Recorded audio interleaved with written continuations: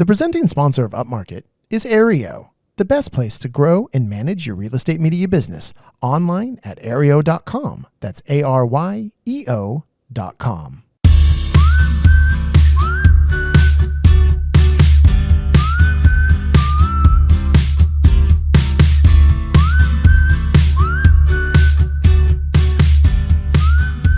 Coming to you from the makeshift Upmarket studio in sunny Oxnard, California. This is Upmarket, a podcast about the business of real estate photography and media. My name is Reed Fish. I'm the CEO and a co-founder of Upmarket Media. So happy to be sitting here today with Mark Corcoran, our COO and another co-founder. Mark, hello. Hey, hey. Happy to be here. Oh, the gang's all here. Off screen, but in the room, Chelsea Froelich producing. Here I am. How was Santa Barbara, Chelsea? You were in Santa Barbara last time. Oh, it was fine. Great. It was. You know, a lot of people would fly to California to go to Santa Barbara, and you're just like, well, it was fine. It was fine. Oh, okay. Spending the day there. I didn't even know what you were doing there, but Oh, yeah, I was fine. at the salon all day. That's what I was doing. I was there you go. working from the salon. Working from the salon. Well, your hair looks great. Thank you, because Was it took a 6 hours. Was it a nice a nice self-care day? Yeah. Yeah, you know how. Well, you Yeah. know I like a lot of self-care. Care. So. Laptop in your lap, you're just Oh, yeah. working away. Always. Yeah, you know, Love it. yeah. I prefer. Yeah. It actually is nice because it makes it go by faster when you're not paying attention to it. Oh. Otherwise, you're just sitting there, for Yeah. me at least, watching them do your hair for hours, and it's never ending. I was at the salon yesterday, and I had 2 glasses of wine. Look at you. Yeah, look at me, looking good. I was in and out of the barber shop with a glass of warm water. Well, That's how fancy I get. To each their own. So we have a little bit of housekeeping actually for the podcast. So well, no, actually, let's start by pimping the course for a second. You know, we have a market course. Yeah, we got to read. Come on. Upmarketcourse.com, our course on how to scale your real estate media business is live. If you want to book a call with me and chat about it, have any questions or just learn more about it, you can book that. I have 15-minute call availabilities. And then if you do that, I'd be happy to get you a really sweet discount code for the course. And yeah, but then outside of that, we do have just a tiny bit of housekeeping. If you listen to our last episode, you will know there was a bit of controversy of whether Mark has an accent or not. And That's a pretty big deal. Yeah, let's get to the bottom of it. It's a pretty big deal. So I did throw a poll up yesterday. Well, we're recording this whenever, that in the Instagram stories for the podcast, resounding results, Mark, 89%. Or was it 86%? One of those two, both overwhelming majority of people think you have an accent. Okay, wow. It's in there, I guess. Yeah, well, and you just talk about banana, but then I noticed when I was listening back to the other episode of the podcast, when you said enhanced. Oh, enhanced the bathroom with bananas. How's that? Yeah. So there's a certain type of A that really the Kiwi in you. My wife has a favorite when I say asshole. She's like, oh, that's just like such a classy way to say it. Asshole. Yeah, that's very true. That is very true. And then one more piece of housekeeping, I think, because it was all about in-person marketing in our last episode. And we said that, hey, some of these times when you're going to go do these brokerage presentations, you never know what you're going to walk into. And then the other thing is sometimes it's just going to be a bust. And we had just spent $200 buying lunch for this brokerage. They're expecting 15 agents and 4 show up. And I know we talked about that on the podcast. Yeah, so, the manager was embarrassed kind of and like, oh, sorry guys. Yeah. And so after we recorded the podcast last week, 2 people from that thing booked with us and for $1,500 worth of shoots. Yeah, pretty wild, huh? It's just unbelievable because we were just like, it was a total bust.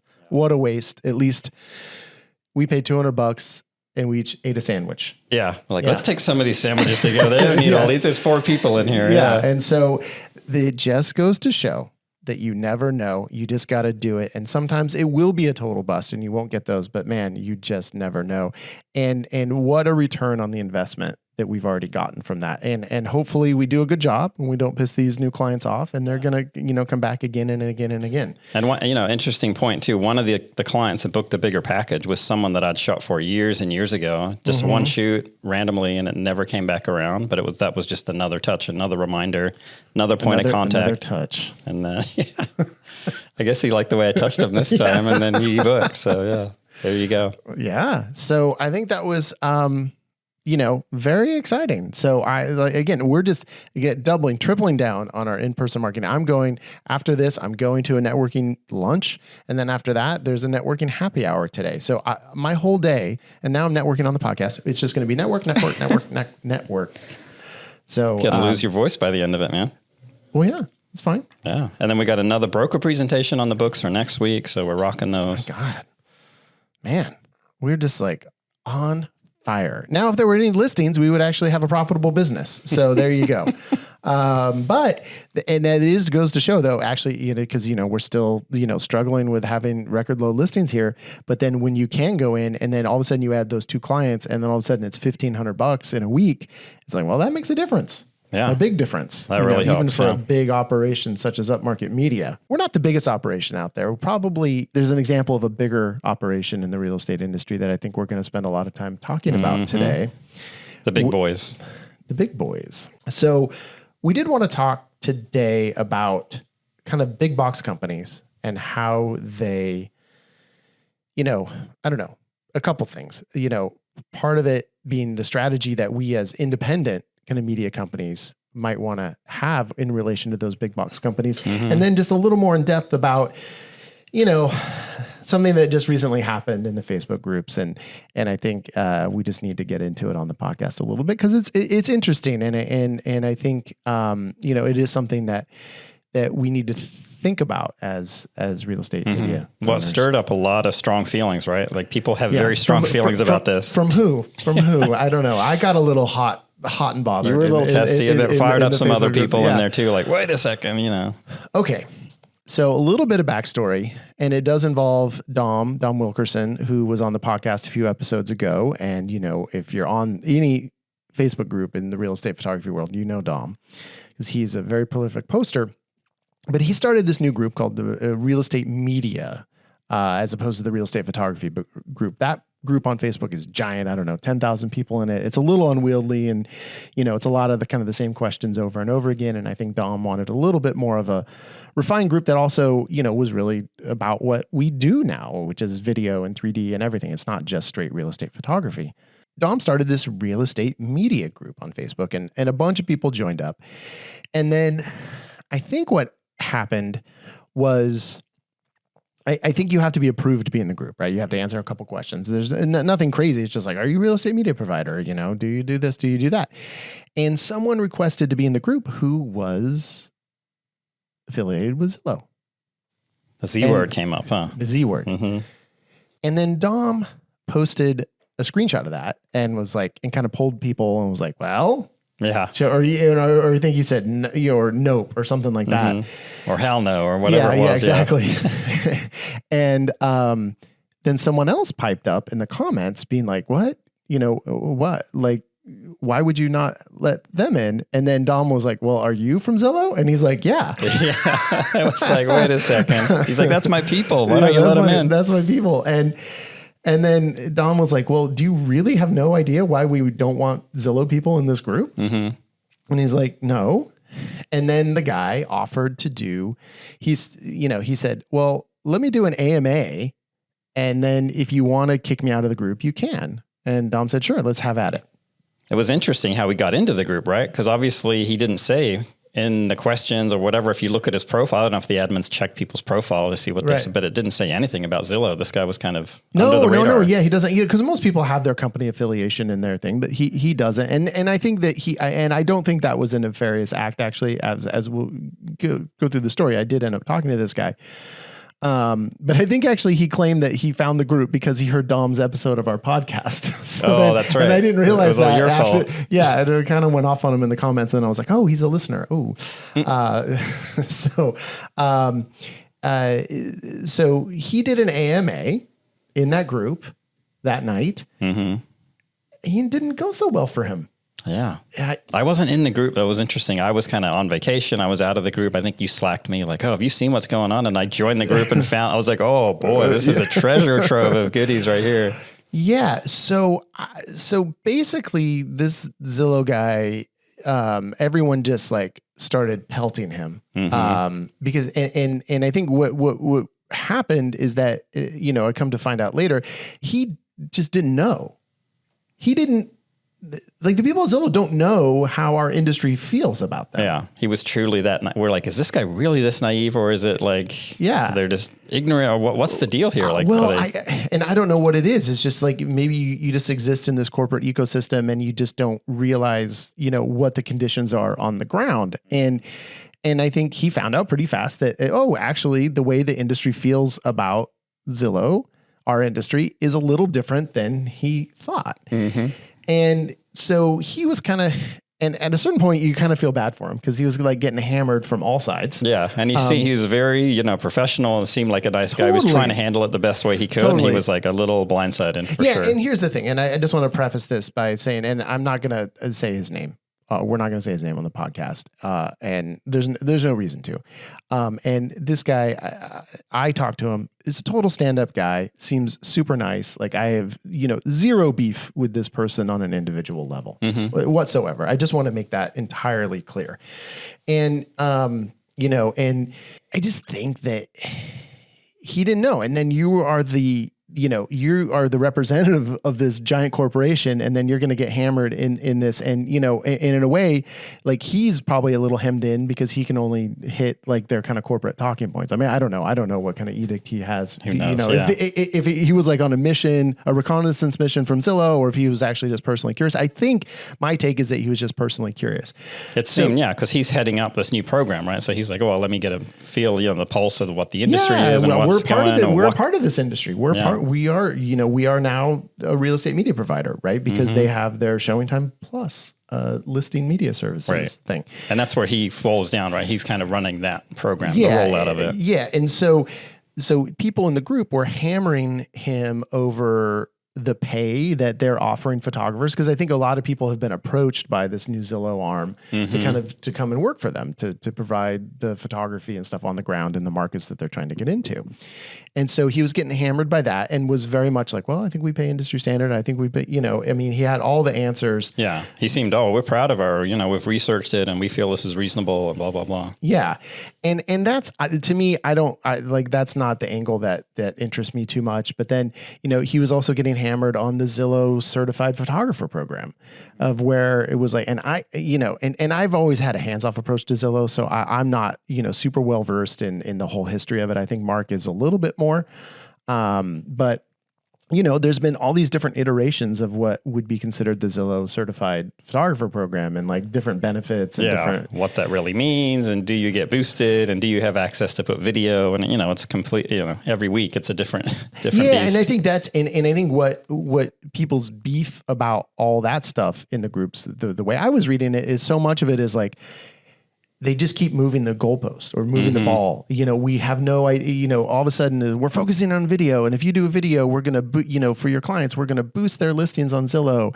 And then now it's like, oh no, we don't even want to do video because we don't know where to host it. And it's just a problem. And we're all about floor plans now. And then, if you're like, all right, I can help, this video will help to my clients boost their listings. I'm going to jump on board and start promoting this for my business. And then suddenly it moves and you're just like kind of left in the dark and you don't really know what's happening. Yeah. And I remember, I think years ago, Zillow did approach me, or they probably approached everyone, or I don't even remember how it came about, but I was looking at being a Zillow certified, I think it was about video. And I was actually, had a back and forth with a guy there, and I was like, yeah, maybe this is a value add for my clients and stuff. And then they sent me over the terms, and it was like, basically like, oh, if you upload it, we own it. Oh, and I was no, I'm not going to do that. And so I didn't sign it. I didn't end up on the program. I think I had some harsh words for the guy at the time because my gander got up, as it does sometimes. Yeah. I mean, I had a video client that I think you were doing the video for and other people were working with. I wasn't shooting for him, but he would contact me because I somehow had access to get the videos into the Zillow portal to get the boost in the listing. And he would pay me a little bit. So, cause I had access to it. Oh, you were uploading my videos to Zillow? I was uploading whatever videos he sent me, which could have been yours or someone's. Might have to. But that was all I kind of copyright claim on Mark here. That was my kind of exposure to it, I guess. Before all this, that was my only kind of involvement. And so, but you were a Zillow certified photographer at one point, or no? I'm pretty sure. Yeah, I don't even know what that really meant for me or how that helped me. I think it was just like fill out a form, or we'll put you on the list, kind of thing. Yeah, and so the angle that I kind of was hammering Zillow on in those comments was like, well, okay.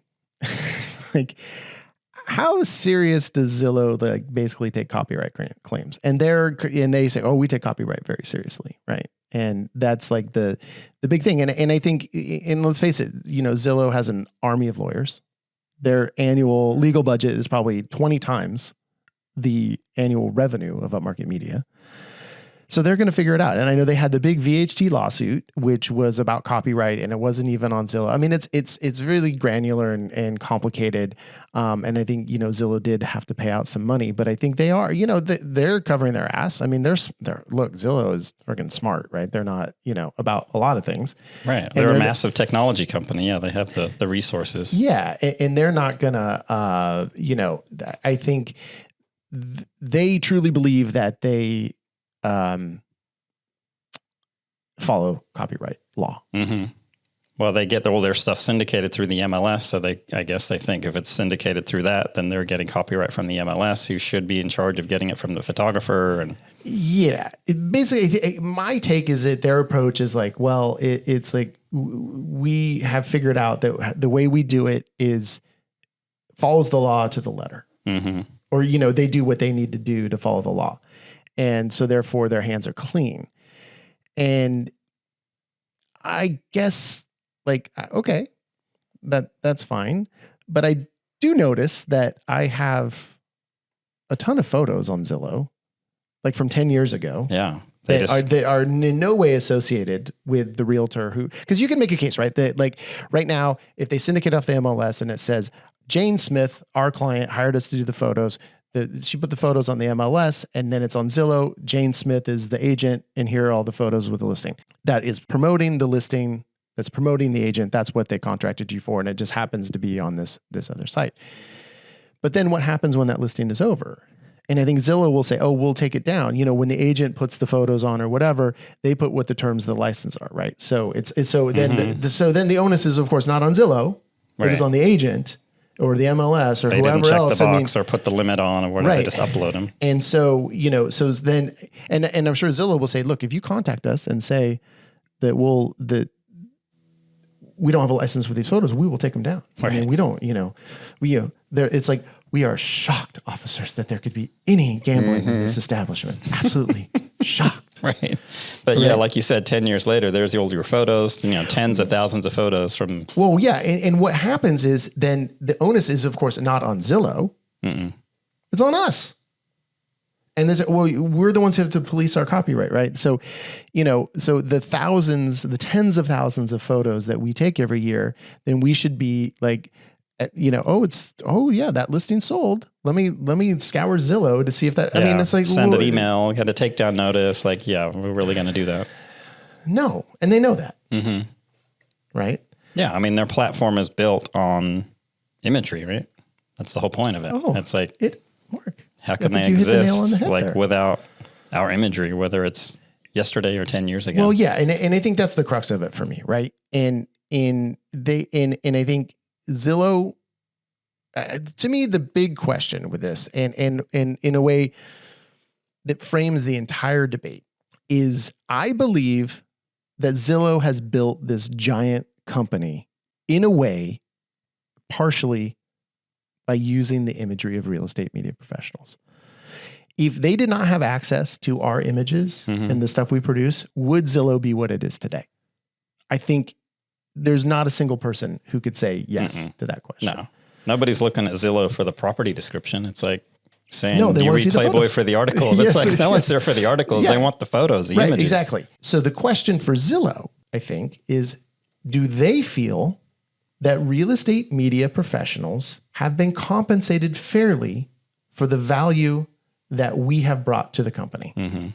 So I'm listening for their answer. Right. And that's right. They declined to be on this podcast. Interesting how that kind of rolled out though, right? They were all gung-ho about it until they kind of were like, maybe this is not a good idea. So I did invite this gentleman who we're talking about in the groups to be on the podcast. And he was he was ready. He was like, okay, I'll fly down to Southern California. We'll do it in person. I'm like, okay, that's great. We can do remote, but that's even better. And then it just slowly got, well, I'll answer some questions. Oh, I'll give you a written statement. Oh, I'm not going to comment. So I think once the PR arm got a handle on it. Yeah, right? exactly. He just got squashed by the PR and legal, and he's like, oh, I know too much, and if I slip up, it's going to be an FEC violation or something like that. And I was like, okay, I get it.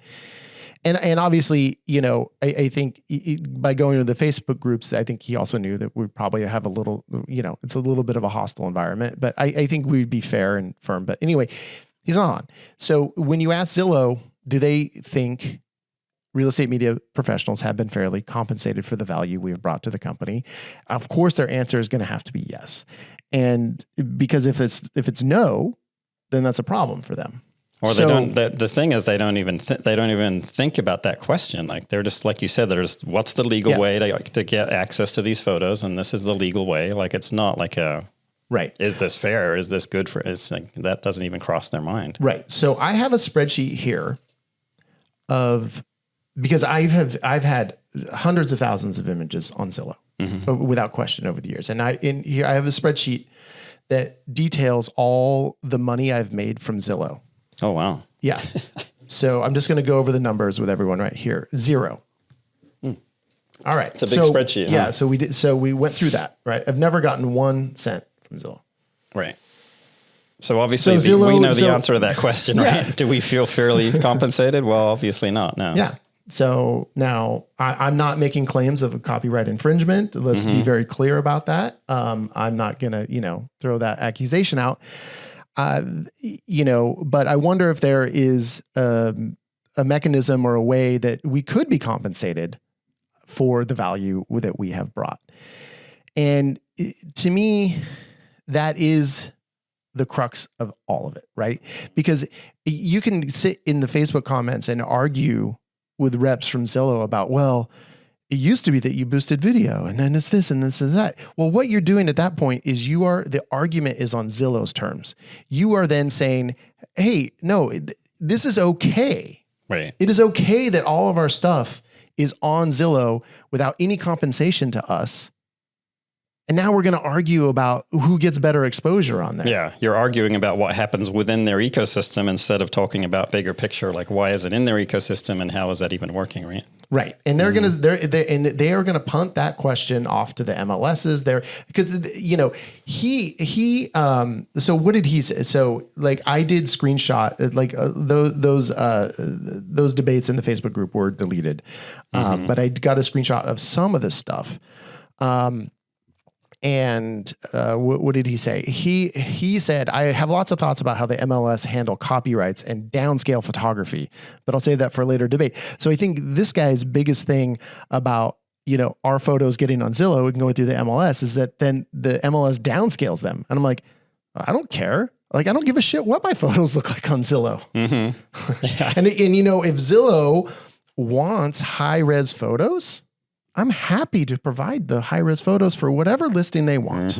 Exactly. Here's the link. More than happy. Here's the invoice. There you go. I didn't hear him offering that. So, so again, the problem is with the MLS. That's what the problem is, not with Zillow. No, look, I have problems with MLS. I'm not, Well, they're trying to put their own squeeze on photographers, right? And get them to sign away everything. So they don't have issues with Zillow and whoever down the road. I mean, it's all complicated, right? And as is usually the case, and right now we have the Writers Guild on strike out here in California. I'm sure you've heard about that. It is the creators who are the ones with both the most power and the least power. And because usually we do not have a union like the WGA, we are just individuals. And so any individual, what am I going to sue Zillow? No. Right. Unequivocally, no, I'm not suing Zillow. So we'll just say that on the air. VHT did, right? And it ended up being so complicated and back and forth. And it was just like, they got some money, right? But I don't even remember. It was a few $1,000,000. It wasn't even that much. Yeah. Right? It was decent initially, but then it got pushed down and reworked and, And so, unless we, our industry does somehow formally band together, I mean, we can't really do anything about it. I mean, that's the thing is Zillow holds the cards. I mean, they have, and look, I think Zillow is a great website. Like if you're a consumer, if you're a house buyer, it's fun. Yeah, I mean, people love looking at listings, and you can snoop on your neighbor's house. You can see what at least Zillow thinks your house is worth. Yeah, and it's well put together, well presented. It works great. I mean, it's like if you look at the competition, I mean, it's like they've sunk millions into their website, and it shows. I mean, that's the thing, is kudos to them. I mean, it's great. Well, that's their game. It's like, to me, it's like a Facebook kind of business model, right? They created technology, a platform that's free for users, and they just get all the eyeballs in there, make it really cool. And then they monetize the eyeballs, right? That's kind of the game. And it, to the expense of, like it's just, who is making money off of Zillow? Mm-hmm. Zillow shareholders, yeah, and and some agents are. That's a whole nother story. Mm-hmm. And it's pay to play for agents if you can pay to get your face on there. Yeah, I think you want to be focused on how that really impacts us as small to medium-sized businesses. Yeah. And then there's, we'll get into more about what they're trying to roll out and how that's going to affect us down the road. But it's like, let's not get into the argument on their terms, as like you said, with like the nitty-gritty of how it's being used and boosted and the Zillow 3D and all this stuff. It's like, let's look at the bigger picture of what's really happening here. Well, yeah. And I think what they want to do is they want to frame us as like teammates. Mm-hmm. Like, we're going to give you tools that you can upsell to your clients. And so their big whole thing is their Zillow 3D. And that's what they want. They want every single one of us, every single one of our listeners to have the Zillow 3D camera, offer that as an add-on to their client. That's the game. That's what they're trying to do. That's the one way they can separate themselves content-wise from these other platforms, right? Because otherwise everything just feeds from the MLS and they don't control the content. But this is a unique proprietary thing that they only let Zillow have access to. Yeah. And so they want they just want us to bring more value to them. Mm-hmm. And again, they're not paying us. I think they'll give you a low cost camera, or maybe they'll give you a free camera, but then it's something that the agent can then pay for, and then it's uploaded. I don't even know what their terms and conditions are. I'm sure the second you upload it, it's theirs forever. And I'm sure. I'm sure. So, but yeah, it's just all to drive more eyeballs to get more, Well, their big claim right now is that, and I believe it. And so I don't mean to be, dismissive of it, is they've done a ton of market research. And what they have found is that buyers, when they're browsing, the thing that they care about more than anything else is a floor plan and like having the 3D option. Mm-hmm. So that's why they're pushing the Zillow 3D hard. And it also gives them, and our friend Tacey pointed out that she thinks kind of what they're after is like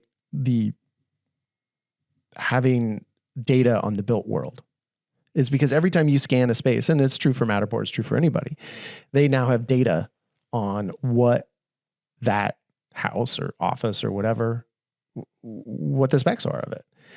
And I don't know how, I'm not smart enough to know how you're, the ultimate goal of how you monetize all that, but I'm sure there's something that someone's cooking up. Yeah. I mean, it's like an internal Google Maps, like database basically that they're trying to build, right? There's got to be value in that for sure. Right. And so therefore, if you are using the Zillow 3D platform, you are then giving Zillow probably even more power and more data than you even would think on the face of it, right? Yeah, you're giving them more. Yeah, you're shifting more of that power, I guess, more to of them. That. Yeah, because they need more power. And you can charge your, clients $100 $70 or whatever. $100. Yeah. Mm-hmm. Oh, great. So I'm going to retire now. Right.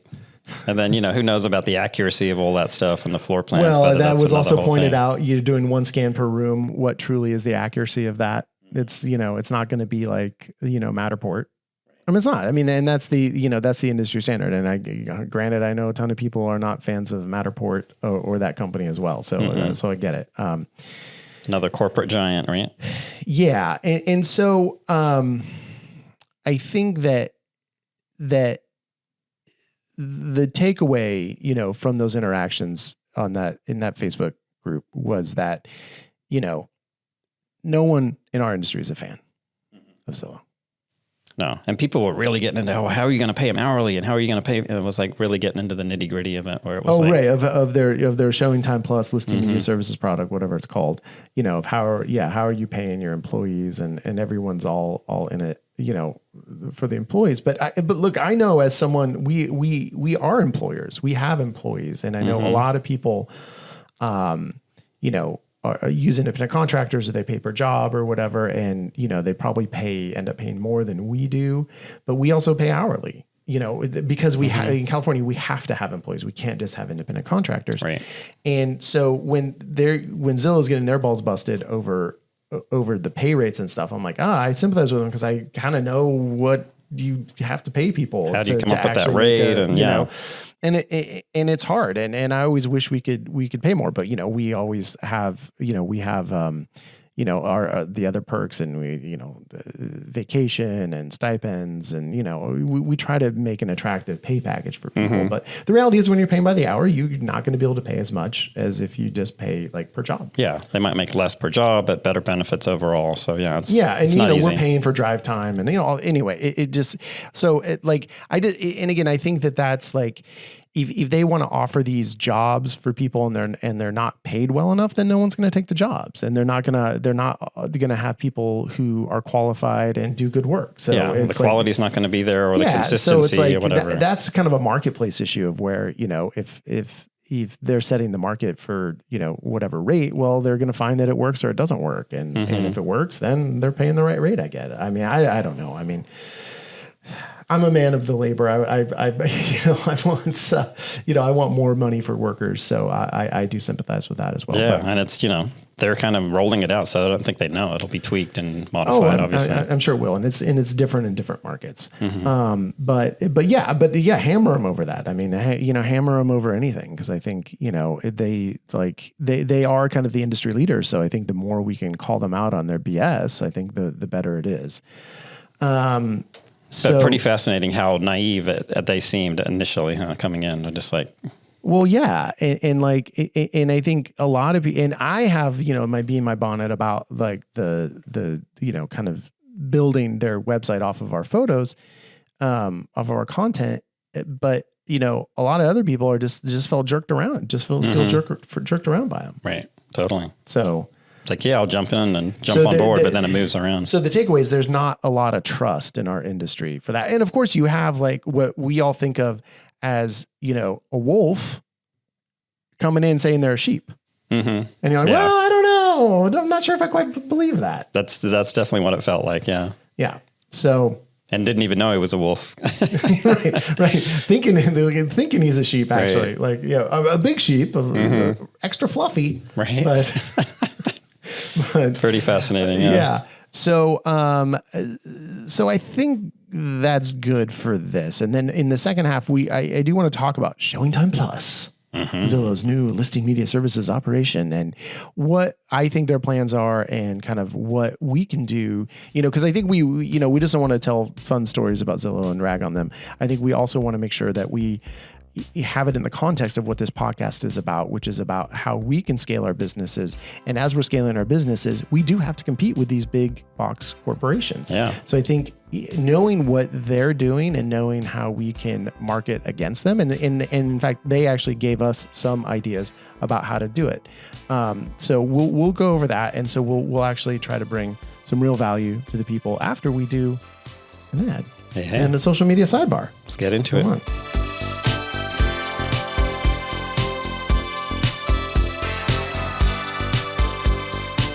Chelsea Aereo, come on, love it.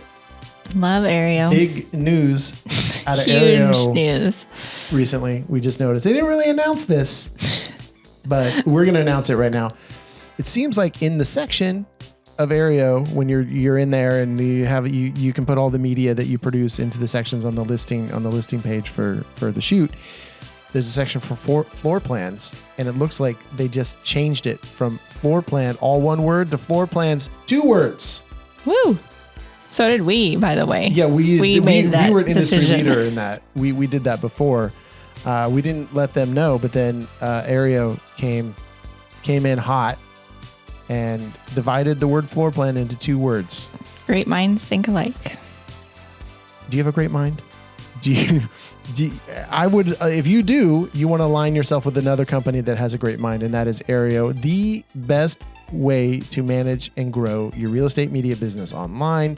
Aereo.com. Your clients will love it. We're so confident that you're going to love it that we use our good name, Upmarket Media, Upmarket, as a coupon code there for 15 bonus listings if you're a new user when you check out. So check it out. Aereo.com.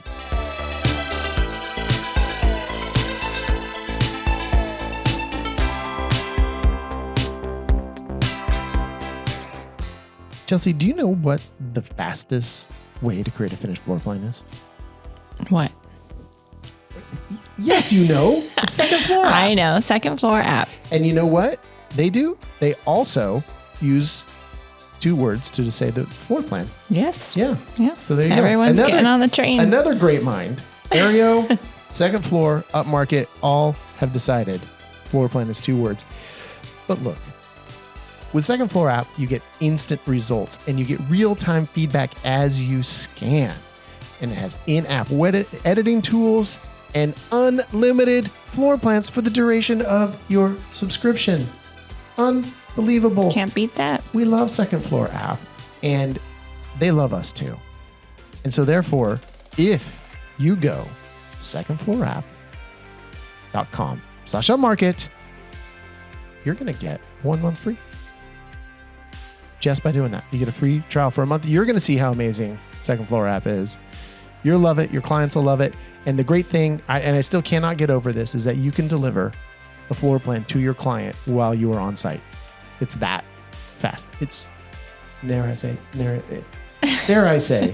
instant. Wow. I said it. Secondfloorapp.com/upmarket.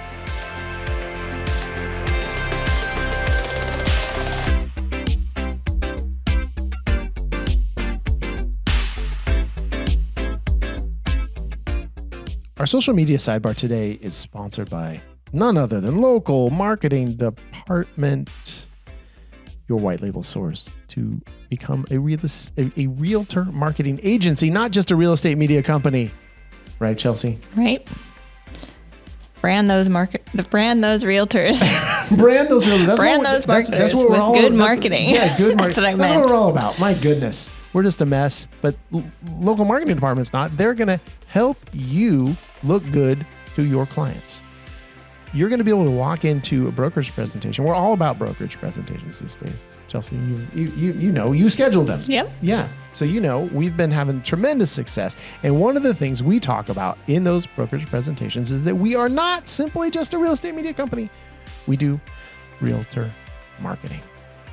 Because we can offer social media management, we can offer SEO, we can offer, I can never remember all the amazing things that we offer, but we can help you get to the top. We can help realtors get to the top of Google My Business. We can do website management for them. All these things that if it was just me, Mark, and Chelsea, we couldn't do that. No, but with a dedicated team at Local Marketing Department behind you, you can offer those services. So they are localmarketingdepartment.com, DEPT.com, not spelled out department, localmarketingdept.com. And if you mention Upmarket Podcast, you are going to get a free month, and you are going to get 2 3-month packages for your clients to try out for free. Come on. Love it. Localmarketingdepartment.com. Mention us. Thank you.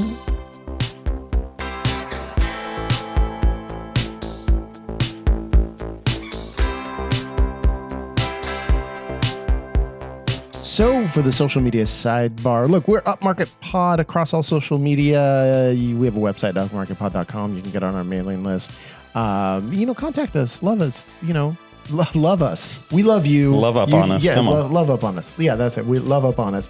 Also, come on, subscribe to the podcast, rate, review. Come on, our reviews are lagging. Our ratings are lagging. Come on, help your buds over here at Upmarket Podcast grow our business of podcasting. Chelsea, Will you talk now? Because you haven't been talking too much. Yes. Okay. Chime in, Chelsea. What do you got for us? So social media this week, you and I went to kind of it was kind of a lunch and learn type of thing given by like this marketing company. And we just went to kind of hear what other people are talking about. And what was our big takeaway from that? And is it social media related? Yeah. It ties in together that we need to be blogging. Oh God! I looked at our blog, and we have one blog from Isn't when that we so like early we merged. 2000s blogging? I thought blogging was dead, but I blogging did is still too. alive. Apparently, it is the biggest thing you can be doing for your business, for your website. To drive traffic to your site? Marketing and traffic to your site. Yes. It's just content. So, but we just have ChatGPT just write the blog posts and then just put them up. Is that the whole thing or no? Not necessarily. I think it needs to be more personal and localized. Unfortunately, but yes, we should be blogging about everything to just drive traffic to our site and get us known is what. So how does that? Okay, but to be fair, we went to this thing and this was a marketing seminar kind of geared towards realtors. So it's a bit of a so that's the thing. That's what I think. It's a bit of a different I don't animal. think so. I don't think so. But what good does it? So the whole with the realtor thing is like get as many eyeballs on your website as possible, right? Because any of those people, if they're local, are going to be, a potential client. Any member of the public is a potential client to a realtor, right? Right. And for us, every member of the public who happens to be a realtor is a potential client. Right. So. But word of mouth is very strong. So someone who looks at our website who isn't a realtor maybe tells their friend who is a realtor, and then I know these great guys. I actually came across their website. Well, yeah, but I think what it could do to me, the thing that it seems like it would do that's good is just raise up our profile on Google and everything and all around. Yeah, if we become really well known in all aspects, then we're the go-to. The issue, though, I could see. Let's say this works. And we have a ton of local people looking at our website all the time. We are going to all of a sudden start getting a ton of calls being like, well, we're having a party and we need a videographer. And it's like, I don't want those calls. Suddenly you're just a media company. You're not. Yes. We're not to everyone. Chelsea, we are a real estate media company. And that's what we want to do. Yes. But I don't know if that would be different. Because if they're looking at our blog, that means they're on our website where it says real estate media. Well, okay. You are way overestimating the intelligence of the public. Well, no, I'm just saying either they're Googling media companies or they're looking at our website. Either way, we might get that phone call. Our blog doesn't need to be necessarily realtor facing. It just needs to be local public. Like a just calendar talking of to events, the people. Whatever. Yes. Like, I don't know, man. I don't know. I feel it's got to be realtor market, but it's got to be. There's not enough content there, though. For what I learned from that is that we need to constantly be putting out stuff. And I wish I hadn't been 10 minutes late because he said that right before I got there, I think. Oh yeah, the whole blogging thing happened before you got there. But basically, just putting up new listings is static website and gets you nowhere. You're dead in the water just doing that. So we need to be doing more. So either that's brainstorming about what we can, if we're not posting the local events and stuff that is happening around us, thinking of things that we can be posting, but it's tricky. Right. At least with local events and happenings, it's constant. You're always on people's radar within your circle. And that's what he was saying. And then we syndicate that out. We probably link back to the blog posts in the, in the social media. You post it to social media. You can post it to Facebook. You can post it to Instagram. It all links back. It drives traffic to your website. Therefore, your SEO gets higher. So it's just a repurposing. The blog is kind of the hub, and then it syndicates out to all your other channels. Okay. So bookmark upmarket.media / whatever blog, because man, you're going to see some. You'll see our one blog post about the merger, the big merger. That content's coming soon. Okay, we're going to come back with more Zillow talk.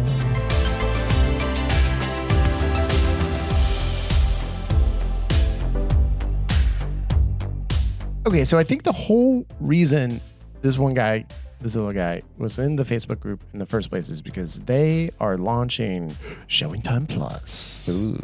Their real estate media services division, which is I think going to be something like VHT or whatever, where they're just going to, they have their national brand and they're advertising it to realtors, and then they'll have Well, it sounds like employees, not independent contractors. And I think they made the decision to have employees because they see California as such a big market, and they understand that if you are in California, you're not going to be able to do independent contractors. So they are rolling out the employees nationwide. So they are most likely coming to a market near you. Yeah. Or in your market. And apparently they are in our market. I tried to book a shoot on Showing Time Plus. And I think in Ojai, they didn't have availability, but in Ventura, oh, you bet. Wow. So they're starting their little army of shooters out there. Yes. And so here's what I was able to screenshot a bit of his spiel about this on Facebook. So here's kind of the thing about, I think, Showing Time Plus and a kind of response to something I wrote on the Facebook group. So he said, at Zillow, our goal is to improve real estate listings for buyers. Through extensive consumer research, we have discovered that buyers want floor plans, virtual tours, and localized photos. We've also learned that agents will only purchase those services if the price is right. Yeah. Or low enough, you mean? Yeah. Yeah. As a result, we are offering these services at a low price point to drive mass adoption. And this is what he didn't say, and also to undercut all of you. We also understand that our photography service may not be suitable for every customer or market. Therefore, we offer the Zillow 3D Home app and resulting floor plans to photographers for free. Wow.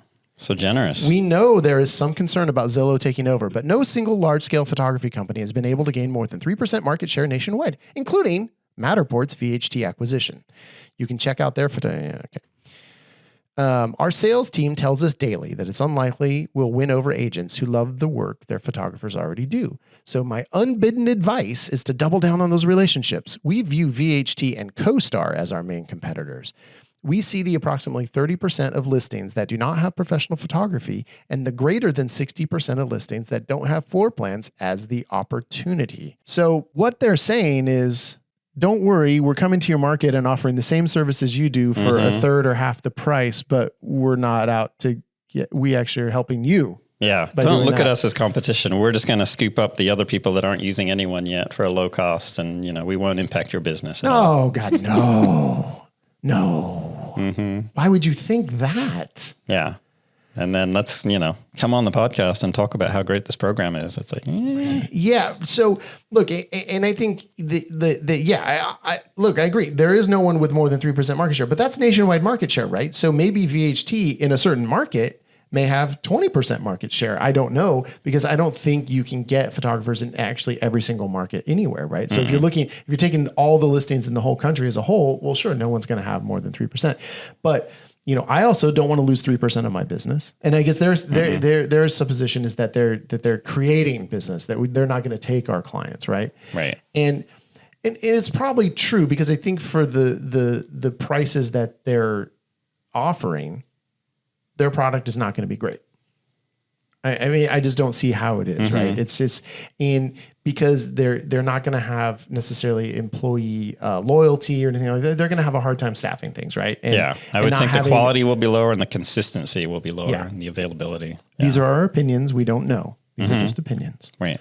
But I think that it's a hard sell to agents, because here's the other part of the equation, right? And I think Zillow knows this more than they know about our industry, but the realtors hate Zillow. Despise Zillow. I've had one realtor say something positive about Zillow, but that's because they pay Zillow like $10,000 a month to get leads, and then they get a lot of leads and get a lot of business. So those few realtors who pay Zillow a ton of money and get clients out of it, they like Zillow. Everyone else despises Zillow, right? And now realtors, because Zillow is, they have a brokerage or whatever, realtors actually can't talk bad about Zillow publicly. Oh, privately, they will go off if you ask a realtor privately. But I think there's a ton of realtors who won't work with Zillow. And maybe, the younger, the fresh, naive ones that might, and they can probably, convert some of those people. And I mean, that's their thing. It's like, they're kind of like the rising tide lifts all boats, right? If we can get more people to use professional photography, that does benefit the real estate media providers. We're just going to lift up the standard of the entire market and we'll all benefit. Yeah. That doesn't feel. Yeah. I actually think that they probably think that.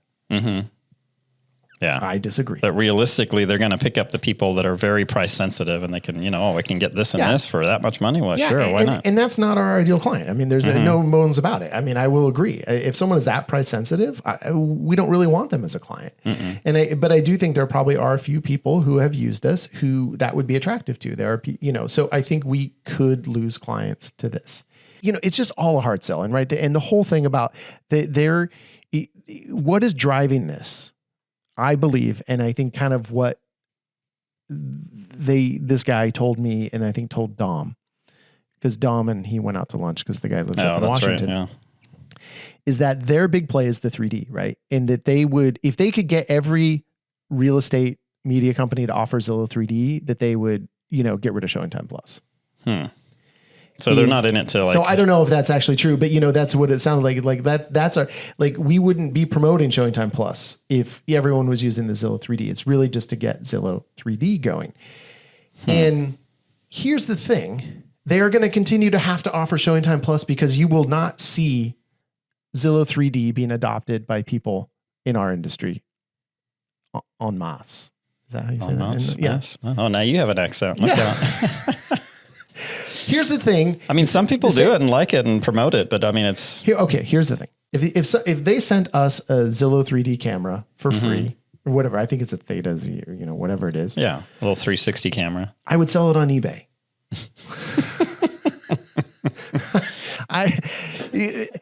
I do not want to offer a service to my clients for a company they despise. How is that a value add? Here, I'm offering you Zillow 3D. I know you hate Zillow. Like you hate Zillow with a passion, but here's Zillow 3D and it's only $100. Yeah. You can only put it on Zillow. You can't put it in the MLS. No one else will see it unless they're on Zillow. Yeah. It's like, and do you like Matterport? Zillow 3D is like that, but just not as good. In my opinion.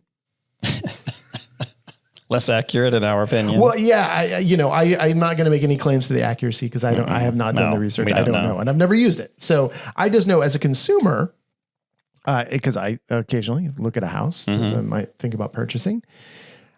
The Matterport is a way better experience for me. And bias, we use Matterport, but I don't have any great love for that company. I mean, no, that's different now too. But yeah, it's a different user experience. It's just feels. Yeah, better, I just like the actual Zillow 3D platform is not a pleasant experience for me to use. Yeah, like navigating within the house. If I divorce my feelings about the company, just using the product. Like here, and we can go back to, just to be very fair, like I said, like the general using of the Zillow website is a good consumer experience if you're a home buyer. It's like, it's good. The Zillow 3D is like, no. If I see that on there, I don't want to click on it because I'm like, it's just a pain. It's like, I don't like it. It feels clunky or something. I don't know. Yeah. Yeah. I mean, not that it has no, utility, but I just think it's like a pale imitation. Right. And so I'm not going to try to offer my clients something that I think is not as good. Well, especially for us, because we're so on board with Matterport that it was like, why would we undercut our Matterport business with something? Absolutely. Absolutely. Well, it's an enhancement. I mean, we wouldn't do Matterport and the Zillow 3D. That wouldn't make sense, right? So you'd lose this to gain that. But so that's why I just don't think you're going to see widespread adoption of the Zillow 3D in the real estate with the independent real estate media companies. And that's probably the play, right? Well, we need to be the media provider to get this out to the people, and that's kind of their play. That's 100% their play. And so it is to build the Zillow 3D brand. And look, and if they can and I can sit here and say, I would never offer that. Right. Well, if all of a sudden I had 100 clients who were like, hey, are you offering the Zillow 3D? I gotta use that. So if they are smart people. If they can get more adoption of Zillow 3D across the real estate industry, then it will be something that realtors are going to come to us and request. Yeah. If it's an expectation or, so-and-so's doing it or everyone's doing it like that. It's absolutely. Kind of like, your hands are tied. You got to offer it. And in a way, that's how so many people, I think hands are tied with Matterport because they are the industry standard for 3D. I know for a fact, a lot of people hate Matterport and offer those services anyway. They think Matterport is does not have our best interest at heart as real estate media providers. And they, kind of grumble about it and do it anyway, because they can make money on it and our clients want it. Yeah. So I guarantee you, yes, Zillow, if you are able to convince realtors that this is something that they need, then you are going to see people adopting it, right? They have to get it ingrained to that point. Mm-hmm. I'm not going to help you do that, right? I don't like that. If Zillow wants to turn around their bad PR, they can spend the money and legwork doing that. I don't need to do that for them. And I think they'll probably realize that. That's why they're rolling this out. And then does that really, it's kind of scary, because if that's what they really want to push is the Zillow 3D, then they can essentially lose money or make no money on the photography side. So their prices for that can get pushed down so low to the point where it's like, sheesh. No, they can hemorrhage money. If they have a big, if for whatever thing that they are convinced that Zillow 3D is going to be the thing that drives the Zillow platform overall, they can just hemorrhage money in that division and it's still a net plus for them. Yeah. Because the Zillow 3D will just take off. And it's just a volume play. Yeah. And for whatever reason, they think it makes their website stickier.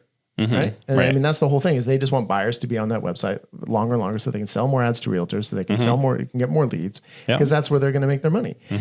And, and the thing with Zillow is we can spend all this time hemming and hawing about it and thinking about it. But, the one thing they have proven over and over again is that they are throwing spaghetti at the wall and seeing what sticks, right? Sure. Because they have had so many different iterations. And that's, again, it goes back to what so many of people in our industry, their problem with Zillow is that it always keeps changing.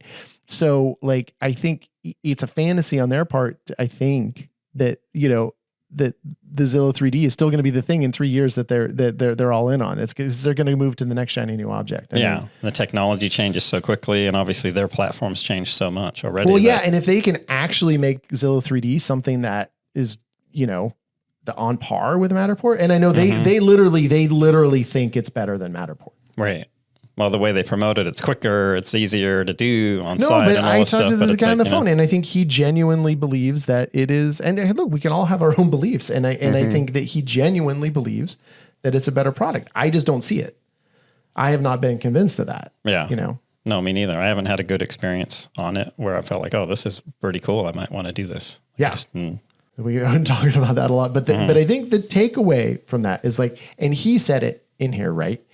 Is that my unbidden advice is to double down on those relationships. Yeah. I mean, that's what it's all about us, because what Zillow can't do until they start in every single market, putting their sales reps out there and having them go around to the thing, they cannot talk to your clients face to face. They are not going to go to lunch with your client. They're not going to do all those things. That is the way that you combat these big box companies. That's one of the ways. And, their pricing, of course, any of our competitors' pricing is out of our control. And Matterport and VHT are going to come in. CoStar is going to come in. Showing Time Plus is going to come in, and they're going to have lower prices than we are. Yeah. I mean, they have to, right? And we can't be in that race to the bottom against them. It's and again, Zillow, just like you pointed out, they don't have to make money on this. Yeah. So it can be stupid low. Yeah. Yeah. Free.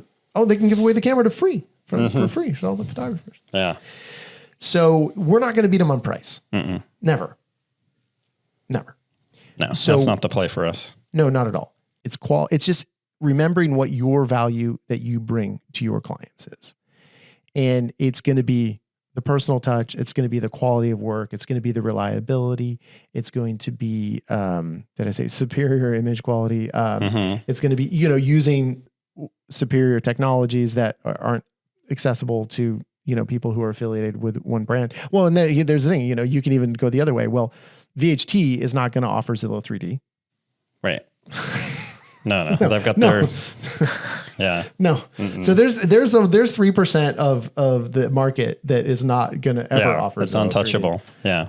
So I'm sure CoStar will come up with an iGuide, symbiotic relationship, and they won't use. Maybe they'll have that weird giraffe thing that's going. Have you seen that thing? It's another 3D. Yeah. It's yellow. Yeah. So we just have to make sure that we always remember the value that we bring to our clients and leverage those relationships, keep those relationships, keep going with your marketing. It's what we've talked about in the last few episodes of the podcast.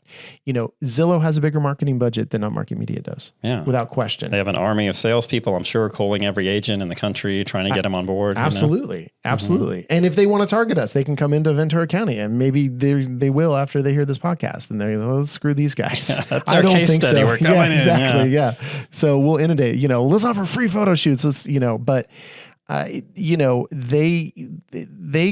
are the big gorilla. They can kind of do what they want. And the only way we can fight back is just to make sure that we have solid relationships with our clients, and that we put in the work, and you do not take your clients for granted, because they can always go. And if it's not Zillow, it's another one, right? They can all go to any of these big box people. And I know so many clients do try out those big box services and then come crawling back. I've heard that story over and over and over. I mean, it's something that we're kind of cognizant as we grow, and as you move away from being a solo shooter and having employees, you start to feel that little bit of disconnect in those relationships. So it's like, you can see like another couple iterations down the road as your business grows, that suddenly, I'm like a medium box business. Yeah. That's like a corporate thing that just sends out shooters. Yeah. So it's finding that balance of being not the big box and not the solo shooter, but keeping the relationships, keeping the product, keeping the quality. You have to keep your eye on the prize. And I think I mentioned this, that, as I'm like, I don't shoot anymore. So where I am up in Ojai again, which is a little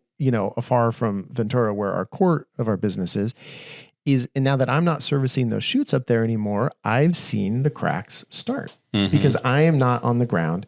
Then it gives our clients an out, right? So I feel like we have taken our eye off the ball a little bit in Ojai, and you can see even just that little bit, all of a sudden you lose a client. You lose another client. We're still fine up there. We still have a lot of clients, but you're like, oh man, I gotta, like, how then is it, we, these bigger companies who they don't have anyone that anyone recognizes. Yeah, we're talking about a little like 1 degree of separation, right? But they're like literally just a corporate entity coming in. Yeah. So that is their Achilles heel. That is their weakness. So that is where we all need to make sure that we pounce.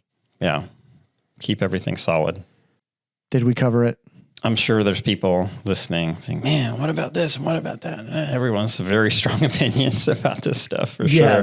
Yeah, for sure. We could have a follow-up. Oh, we follow. Yeah. With all the questions. Oh, yeah. Well, we could.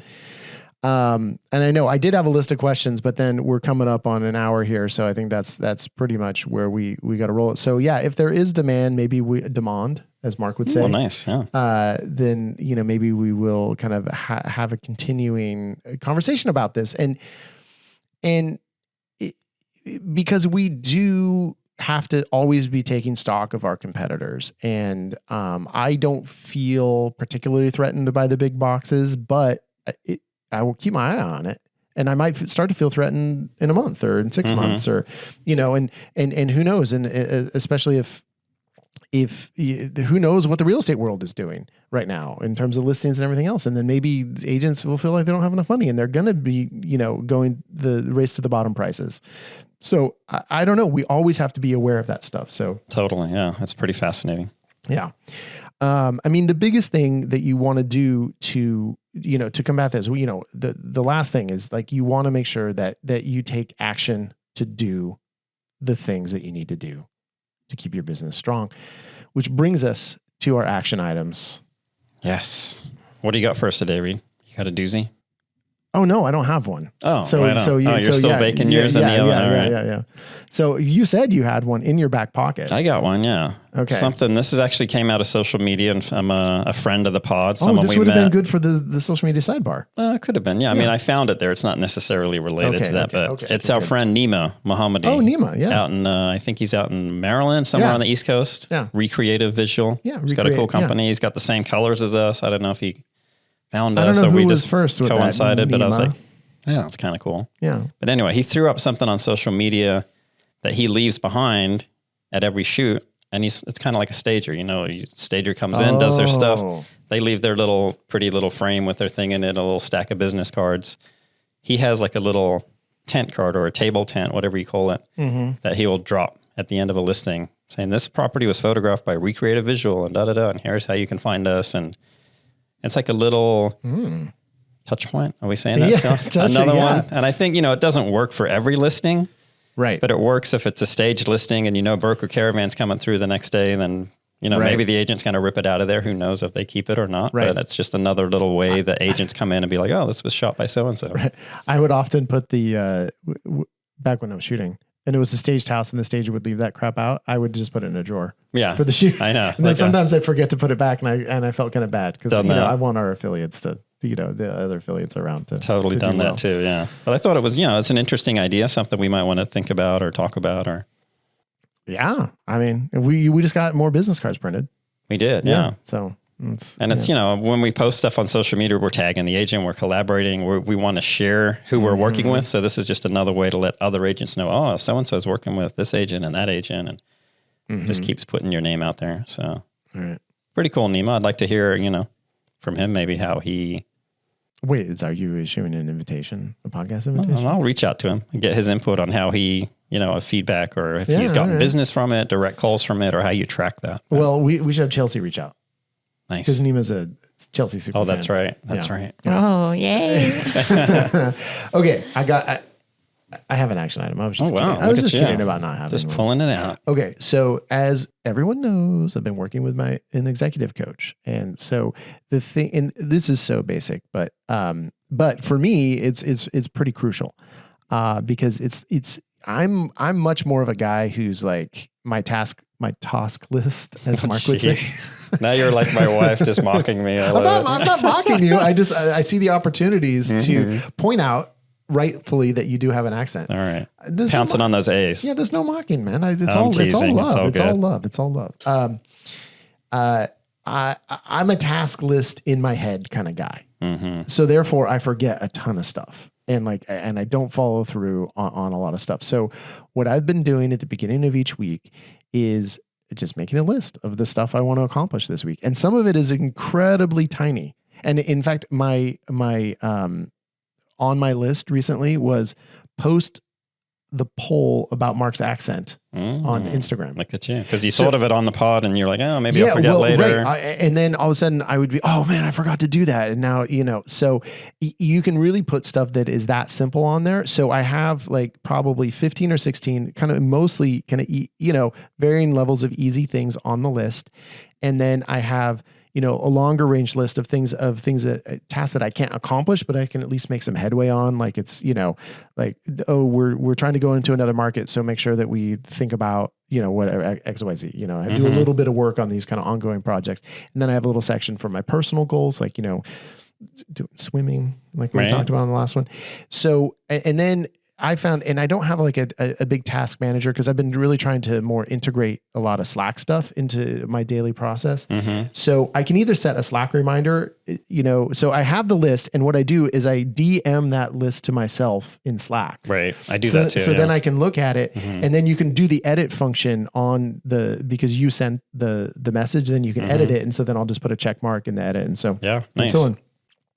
But then I can also use the Slack bot to say, hey, remind me at 2 p.m. on Tuesday to post the poll about Mark's accent. Nice. And then Slack will remind me, right? So it's a way to take it from a list into from a task to an actual action, right? Yes. Yeah. And so, because I really, I really want to work hard on my follow through on a lot of these, just more mundane tasks, or these little things that I need to get done that if I don't get them done, they can turn into a big problem. And obviously that poll was not that, but it can be like pay the insurance bill. Right. And and I'm, oh shit, I forgot, I keep forgetting. Right. And so if I add that to my list, and I know this is so basic, but for me, sometimes you have to go back to basics, because I was finding that the way I was doing things was not working optimally for me. Yeah. And that can lead to procrastination or all these other things. Or you're like, what is my personality? What are my kind of weaknesses? And how can I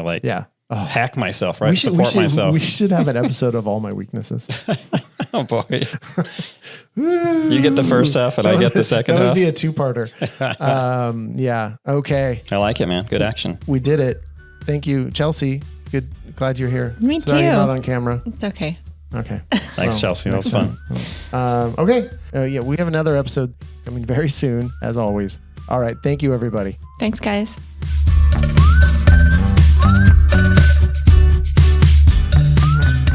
Upmarket is a production of Upmarket Studios. This episode was produced by Chelsea Froelich and edited by Bethany Diedrich. Thank you so much for listening, and we really hope you listen to the next one too. In the meantime, our wish for you is to not have to shoot any Friday night Twilight shoots.